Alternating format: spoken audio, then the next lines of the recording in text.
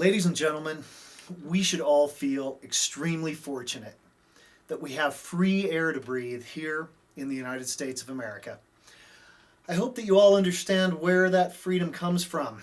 It's paid for with the sacrifices and blood of United States veterans throughout time.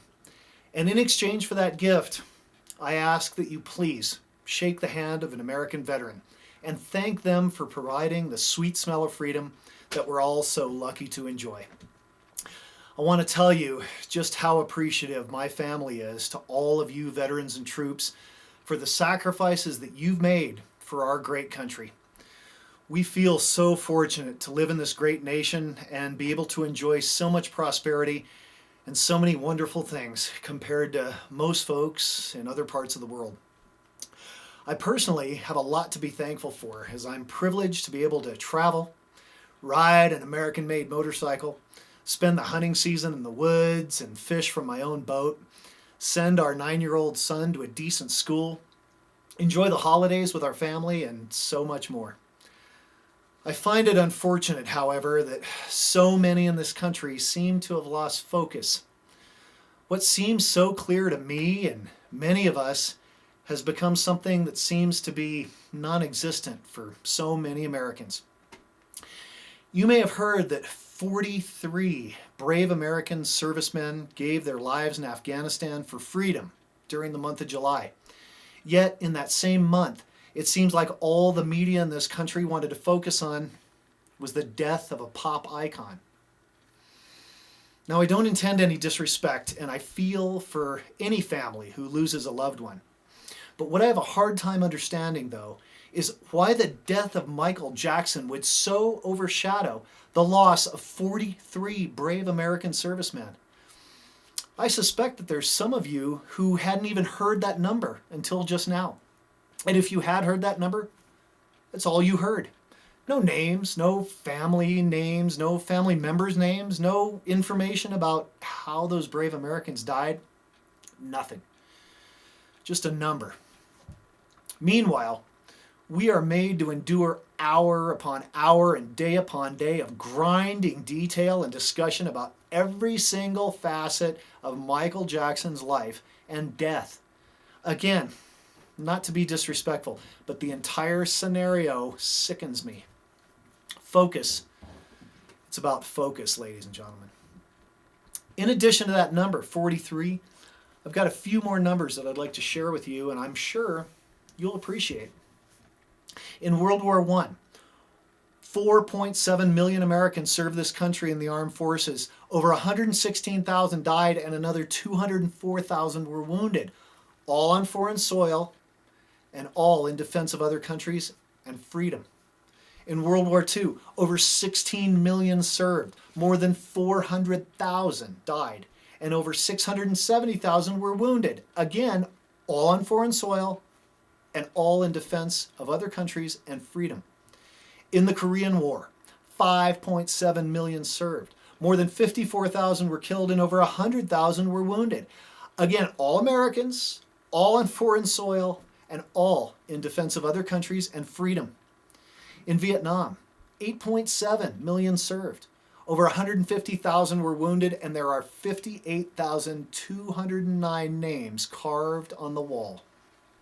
In the Persian Gulf, 2.2 million served, 382 died, and 467 were wounded. And finally, in the present-day War on Terror, 1.5 million brave Americans have served, over 25,000 have been wounded, and over 3,500 have died thus far. All told, over 638,000 brave Americans have given their lives since World War I on foreign soil, and every one in an effort to defend the freedom of other countries and our own. Add to that the trillions of dollars by today's standards that the United States has spent to help rebuild countries like France, Belgium, Great Britain, Germany, Italy, Japan, and so many others. And in my opinion, what you come up with is a staggering contribution that the United States of America has made to the world, and a debt which the world will never be able to repay.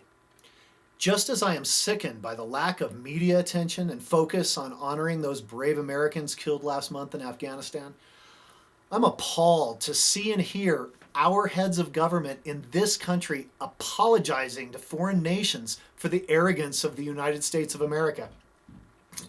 To the contrary, those foreign nations should be offering their undying gratitude to the United States for those 638,000 brave American servicemen and women who gave their lives for their freedom and ours. Again, ladies and gentlemen, it boils down to a loss of focus. America is distracted. The greedy bankers distract and control the politicians. The politicians distract and control and influence the media. And the media feeds our own distraction and loss of focus. There are, however, many great American patriots, hundreds of thousands of them, maybe millions in fact, who still get it and who still keep their focus on what's real and what's important. Focus, ladies and gentlemen. It's more important now than ever. Focus on respect. Focus on honor. Focus on duty to God and country, and most importantly, focus on gratitude.